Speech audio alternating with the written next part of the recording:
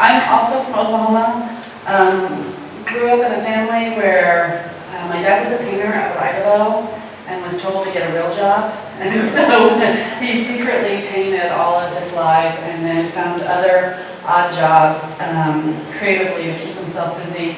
But he met my mom when he was teaching at the Indian school, the Fort Sill Indian School. My mother lived there with her mother above the kitchen. She was a cook. And so it was that whole romance. They saw each other across a crowded room and fell in love, and she chased him for another 6 years, I think, before they ever got married. So I grew up with a backyard that was full of lumber because he was also doing architecture, and I learned how to use the table saw in 4th grade, and I can sheetrock and plaster like most contractors cannot. Which is dangerous because if you have OCD and you're an artist, you should never do home improvement projects. But my main love is making art, and it's an interesting thing because I went to, I always love to tell people, I went to Cameron University, a state school, and flunked art, flunked all my art classes. It was a terrible experience, and then I waffled and tried other things and found that I only wanted to make art, but I wanted to do it where it's almost like being immersed. You have to do it all day, all the time. And so I went, and there was a summer camp that was Quartz Mountain. And I went there and I visited with some people who I worked with. And I'm like, oh, you should go to the Kansas State Art Institute. So I took my .075 GPA and actually got in, which was a miracle. And I went originally for photography. So the reason I have the slides is you kind of see, this is one of my studio shots and, process, and it'll go through and kind of show different pieces. But when I went there, as much as I love photography, because you could really look at those unguarded moments in people, I wanted to do other things. So I tried sculpture and fell in love with it, but I wanted to manipulate the body more, so that's where I went into ceramics. So my BFA is actually from the Kansas City Art Institute, and I studied under Ken Ferguson, George Tamak, and Victor Babu, who, if you're familiar with ceramics, it was like the golden hour in Kansas City. This is what came of that. I ended up becoming, as much as I love the figure in clay, it broke all the time. So if you do clay, you're constantly walking around going, no one move, I've lost a finger. And you're like walking around, because my work is pretty small. So when I went to graduate school, I fell in love with jewelry casting, and then it translated into bronze casting. So this is, after I had children, we moved back to Oklahoma from Chicago, and I like to refer to this as my Oklahoma meth lab. So we didn't have a house, we had an apartment, and so this was casting, and I'd roll this thing out from my apartment, and we would cast on the patio. Where there's a will, I always think there's a way. And these are my 2 children and my husband, and they would always watch me cast because we needed to keep an eye on them. And someone goes, so if you blew yourself up, your children would get to watch it. And I was like, oh yeah, pretty much, But we never blew ourselves up, thank God. But they would sit there with headphones on and watch us pour bronze in the front yard of the house. So this should start to just kind of roll. For me, making art changed when I had children, because I think as adults, if you don't have a kid or you're not around children, you're very self-centered. It's all about you and what makes you happy and what brings you pleasure or makes you mad or whatever. And when you have kids, it changes, and you have to really think about what do they need and what's going to affect them and who they are and their history in a way that I never realized how important that was. And so my work drastically changed. Like, it took almost a 180. When I had my son, and my desperate need to make art and still be a mom and functioning was dragging them into the studio. And so for hours they would sit across from me while I made things. And they also, this is one of the, what you can't see is the Dora Playhouse right here, and the Thomas the Train setup. But it was a way that I could make art and engage with them and talk to them. And the work really is about what affects our youth. So, and we cast our own bronze, so it's the same thing. I say we, it's the royal we and my husband, who's my de facto studio assistant. husband, who's been there for about 20 years, suffering through me being a boss. So you can actually see we pour the bronze. Each piece I do is all one of a kind, because for me they're all stories. So when I make a piece, it's about something that has importance and it's special, and there's only one of them. So that's why I've tried a couple of foundries to see if they could just, pour a bunch of things, and this just does not work out. But when I had my son, I realized I needed to know he needed to know who his history was and who his family was and where we came from and our lineage. And I knew stories, but I knew that my mom was getting older, and if I didn't record the stories and find out who everybody was, it would be lost. Because we are one of the groups, I'm Delaware and I'm Cherokee and we're Trail of Tears, so we were brought down. And a lot of our family either didn't survive or were dispersed. So there's very few of my family left, actually, that I could get information from. So the piece in there, Bloodline, began with me literally sitting down with my mom going, well, who's your mother, and who's her, and who's this, and where are they from, and what tribe are they, and finding out you have horse thieves, and midwives, and witches, and all, whatever you want to refer to them as, shamans within your history. And I'm Bob, B-O-B-B, from the Delaware, so we also have a chief, and a nice lineage as far as the Delawares go there. And so on the piece in there, it goes all the way back to 1885, and that's the oldest member on the Dawes Rolls, which, if you're familiar or not, when they did Trail of Tears or when they did the act, they enrolled all the Indians. And it's a double-edged sword because it's a way to say, hey, we're going to give you benefits, but at the same time, when we're done with you, you're going to be extinct and we'll be able to say you don't exist anymore. So in one hand, it's one thing, and in another hand, it's another kind of knife. But for me, it was important to get them listed, and my tribe is Delaware, and we had a quantum requirement, so I had to put on the Cherokee rolls. And so in doing that, I went through and started looking at who all the family members were. And in looking at the history, one of the things I thought was really beautiful was, and sad, is when it listed a family, it would say, there were 3 children, they'd list the names, and then it would say, and they lost 2 at birth, or 1 was a miscarriage, or 1 died at year 1. And it was all handwritten, it was stuff my mom had been writing. And I, myself, had lost 3 children in trying to have my kids, so it was very emotional. And that connection that somebody also identified that they were people, and they were a way to be remembered. And so the piece in there has people that are, their heads are bowed and they're dipped in wax, and it's a way to remember because they were somebody of importance. So a lot of my work has, like this piece is called Watcher, and the Watcher is all about woman and nature, and the sterling silver are the baby birds. And so for me, material has a lot to do with what I do. So in that room there's 62 figures, and they're on 13 logs, and every log represents a generation. So it starts with my children, and it weaves back and forth between my mother and my father, all the way to the oldest member that I could find that we needed on the Dawes Rolls.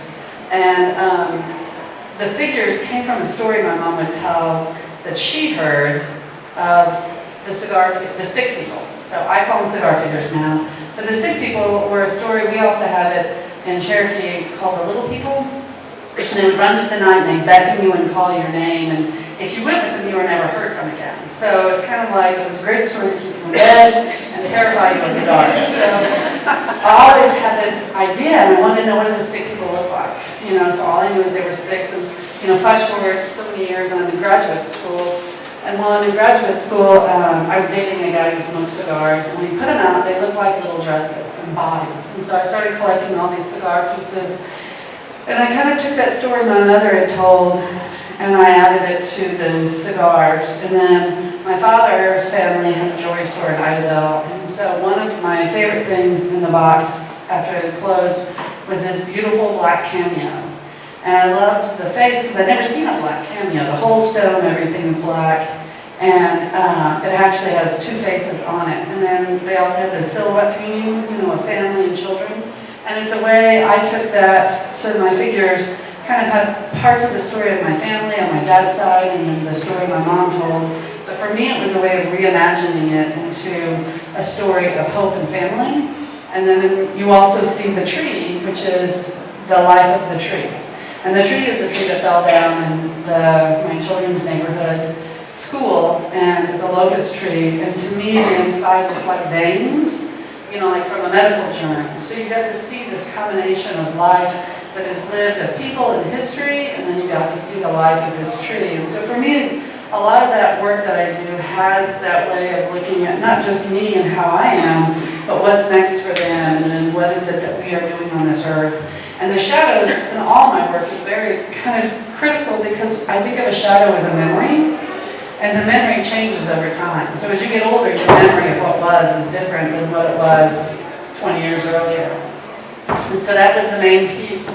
While we moved from Oklahoma City to Mustang, my kids were getting ready for school, and like I said, I'm not a purist on materials, and they were recounting their friends from their old school and how they were going to miss them.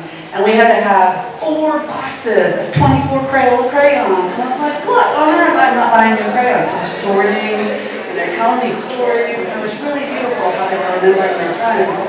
And the thing that really caught me is not once did they say, oh, well, it was the black kid that sat on the corner, it was the Hispanic kid, or it was the Asian girl. They only ever, so when you're like, who is that? I don't remember that person. They went, well, she had yellow hair, or he had browner skin. And I thought, you know, if we could be like our kids, we would be such a better society, because they didn't care where they came from. They cared that they were their friends and they were going to miss them. And so in making that piece was literally listening to my children talk about friends. And so it's 24 colors in a box of crayons. So I went to Walmart like a crazy person, and I got 8 cases of crayons. And they're like, do you do crafts? And I'm like, no, I don't, thank you very much. Here's my money, let me have my crayons. My husband thought I lost my mind. And there are 12 girls. And it's the idea that if you can imagine yourself as every color in the box of crayons, you realize that at our core, we are very much alike. And the pigmentation is the only thing that changes us. And if we could be kinder and look to our youth as to how to behave, I think it would be a much more beautiful society. I grew up and I had a hard time because I'm part Indian and I'm part white, and I didn't fit with the Indian children in Cherokee, and I didn't fit with the white kids in Lawton. And so I was always trying to figure out where I belonged. I didn't have the right kind of hair, I wasn't dark enough, I didn't have this family, and it just is a hard road when you're constantly being picked at in those ways, when really, if you were blind, you would know no different. If you were a child, you know, you don't care. The photographs are a big part of the work that I do. When I wasn't creating, I was photographing. And there's a series of photos I did of my son specifically. And he had dental work and he had his tongue cut. And when they pulled him out of the anesthesia, they didn't pull the leads off. And I was like, oh, we're never going to get these things off. And he just thought it was the best thing ever. So he ran around the house like Superman. Oh, I'm the best thing. And it was just him seeing it in a different light than mine. And it made me think about how we are with our children. Again, I got 2 little ones, and all these things were coming at us on the internet and TV and stories, and you're constantly trying to defend or protect them. And so the piece is We Need a Hero has directly to do with that idea that here's all this stuff that's coming up in the bombs, and the bombs could be real. So growing up in Lawton is a military town, and they are constantly flying overhead with helicopters, are doing military maneuvers and practicing bombs going off. So there's constantly this boom, and your house shakes. And you don't realize that it's not right until you have friends who don't live there who come and eat dinner, and they're sitting there thinking, oh my God, are we going to die any minute now? And you're like, oh no, it's just Fort Sill, we're just testing stuff. But, so in the piece it's got 33 bombs, and part of them are blue because in the research I did, the military would actually make concrete bombs and paint them blue so that you could know the weight of it and be able to fly your plane to drop it accurately. So, and then in bombs, they're also rated from explosiveness from pink to lightly explosive to yellow, banning to be highly explosive. And these are actual bombs that were dropped on other countries. And so the problem is, as a mother, I don't know what's highly explosive and what's just a dum-dum bomb that's coming at my child or coming at us from other places. And so the bombs are coming in on the boy, and then from the boy is sending out paper airplanes. And so the paper airplanes are all about the idea of messages that he's written. And so I had my daughter and my son sit and help me fold 100 paper airplanes. And so we hand folded them in paper, and then I cast them in bronze. And so they're the messages that they are sending out to the world. And some will burn up, and some will never make it, and some will. But it's kind of like my homage to, we should be protecting our children, but instead we are making problems for them to solve, and we walk away. The other piece in the room in there is called I'm Still Here. And I'm Still Here is my sister got cancer in 2012, and she went through chemo and radiation. It was cervical, and she said the most horrifying part of it is that people stopped making eye contact with her, and they wouldn't talk to her anymore when she lost her hair.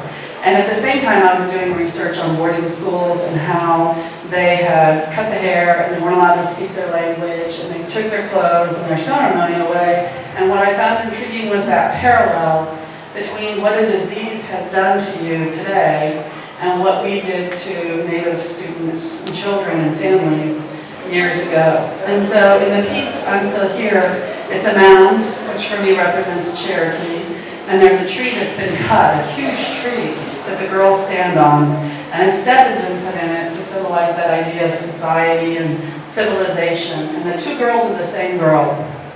And the front girl is the girl who's been civilized. She's wearing shoes, she has ears. For me, ears are a big thing. If any of my work has ears, they're real, and they live in this world. And the girl behind her is the same girl as my sister with her thick braids, and she's whispering, I'm still here. And for me, it has two meanings. I'm still here because she's still there, that she's telling herself. But then as a person in this world, Native, I am still here. We are still here. We're not gone. We didn't get annihilated. We are still here. And I'm not this Native person that people think of from the 18 whatevers. I am me today, making art, living, and raising my family. I get a little emotional on this piece, I apologize. For Cherokee, there are 7 directions. There's north, south, east, west, above, below, and here. And for me, the here is about my soul, my spirit, where I'm at. So then they cut the tree down, the girls stand in the middle, and it's the idea that the 7 saplings grow up around. And even though you cut it down, life will grow back. And then I pulled from the story of the girl from Japan with the origamis for hope. So that piece is incredibly personal on that level.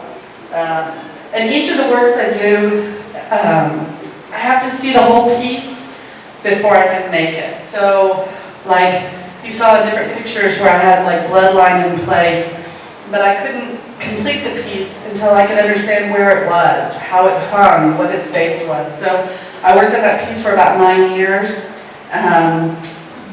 We Need a Hero was about a 5-year process. The crayons were probably 3. And then the little girls, I'm Still Here, started in 12 and ended in 17. And then the last piece in the show that I have is called Guardian and Guide. And it's more back to the watcher and that idea of we are the guardians and the guides of that next generation. And so the fish are these sterling silver fish.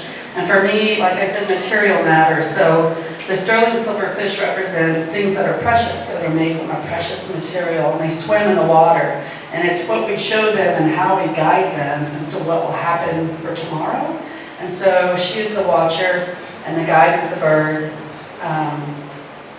So I think I'm almost at the end of my slideshow, and I only cried once. That's not too bad. But I wanted to kind of show you different processes that I do. The cigar pieces, Bloodline sticks to the story of my family.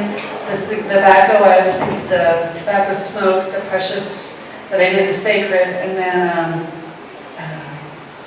the wood that we found. And then, as you can see, just different pieces here, and I think that's about all I can say. So I'm gonna wrap it up.